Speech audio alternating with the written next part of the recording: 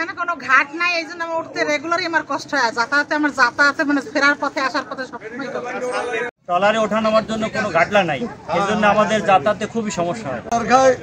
হাত পাও ভাঙ্গে কোনো লোকজন গাডলা গডলা কিছু না দিয়া এটা ব্রিজ করতে আছে। কিসের ব্রিজ করে কি করে? এই যে আমি আইছি এই ঘাট থেকে এখানে একটা গাডলা নাই, কিছু নাই, অনেক কষ্ট আইতে, রুগী আইতে কষ্ট, তা অসুস্থ মানুষ আইতে কষ্ট, এই সমস্যায় না এই জায়গা গাডলাটা দিয়ে দেবো না।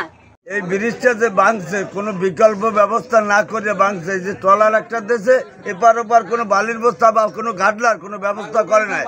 আমার বাপ মারা গেছে ঢাকা মেডিকেল থেকে, আমি 30-40 কিলোমিটার ঘুরিয়া এরপর আমার বাড়ি বসতে হয়েছে। কথা বলছেন, এখন বাজার করতে যাচ্ছি ভাই, পাচার খাইছি ওই জায়গায় ওপারে উঠিয়া, কারণ কোনো ঘাটলা নাই, কিছু নাই, আসতে যাইতে বহুত বোকার দিই জনগণের।